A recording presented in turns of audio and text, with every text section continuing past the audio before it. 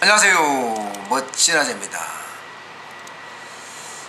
요즘 홍남기 경제부총리가 굉장히 바쁘죠, 그죠? 경제 4단체장을 만난다, 또 소상공인들을 만난다. 아마 정신없이 바쁠 겁니다. 그런데 이렇게 바쁜 이유가 현장의 목소리를 듣겠다는 이유거든요. 근데 현장의 목소리를 안 들어요. 길을 막고 있어요. 문재인 대통령이 경제인들과 접촉면을 늘려서 현장의 목소리를 들으라 이야기를 하고 나서 지금 거의 매일 늘리고 있습니다. 그저께는 경제 4단체장하고 만났어요. 그 자리에서도 송경식 한국경제총협회 회장이 최저임금 문제를 꺼냈습니다. 그랬더니 이런 지하에 사실 거부했어요. 지역별 차등화라든가 업종별 차등화라든가 뭔가 최저임금이 급격하게 올랐으니까 경착륙이 아닌 연착륙 방안이 있었으면 하겠다 하는 이야기에 대해서 말입니다. 어저께는 소상공인 연합회를 찾아갔습니다.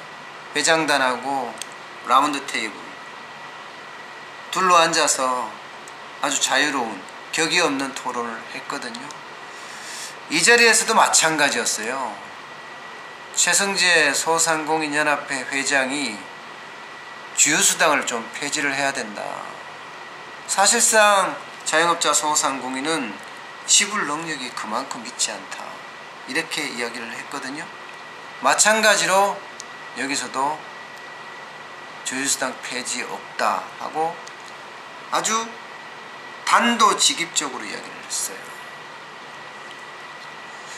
이러려면 왜 경제인들과 접촉면을 늘리는 거죠? 현장의 이야기를 듣겠다면서요.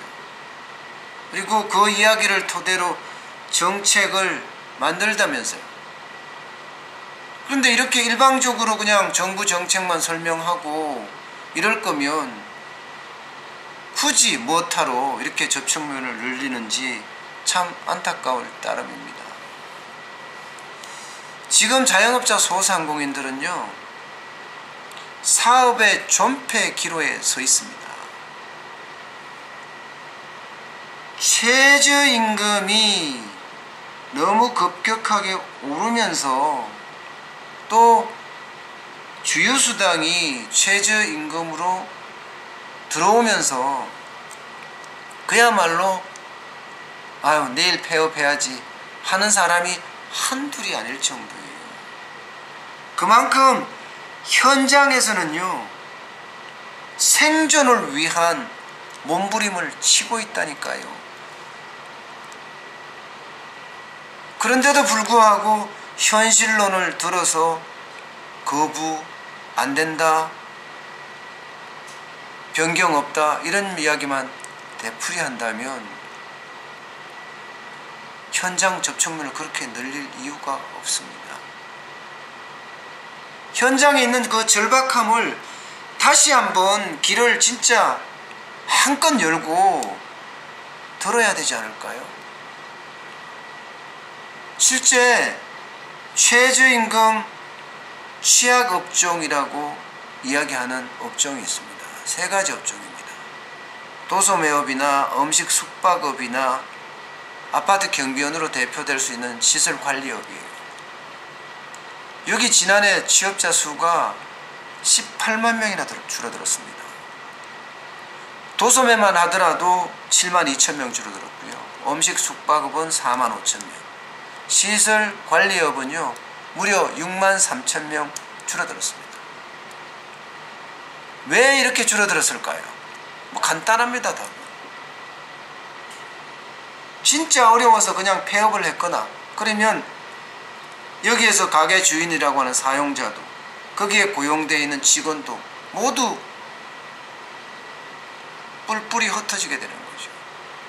그렇지 않으면 한계 상황에 직면을 해서 직원들을 내보낸 거예요. 그만큼 지금 자영업자 소상공인에게는 절박하다는 그런 표현의 반증입니다.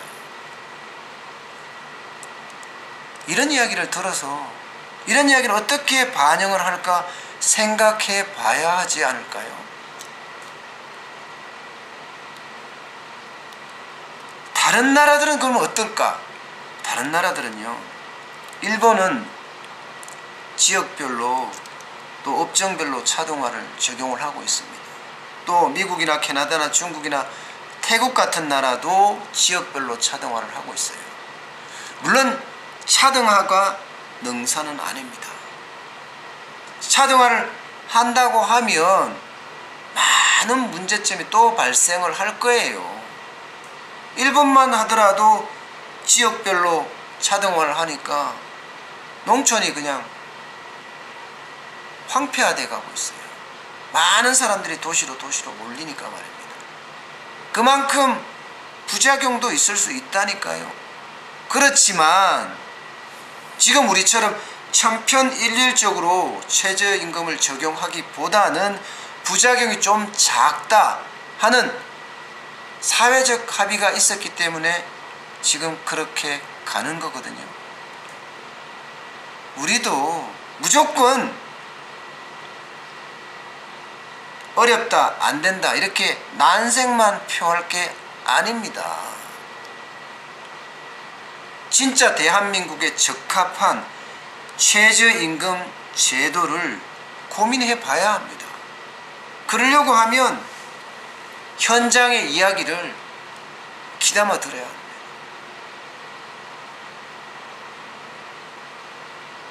현장의 이야기를 듣지 않으려면 지금의 행보들이 과연 무슨 소용이 있겠습니까?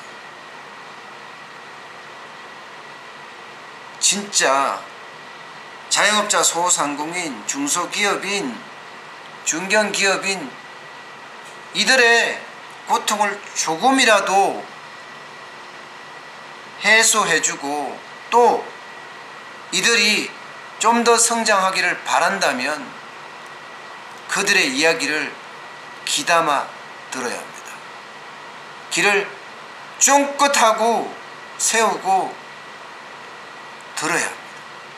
이게 가장 중요한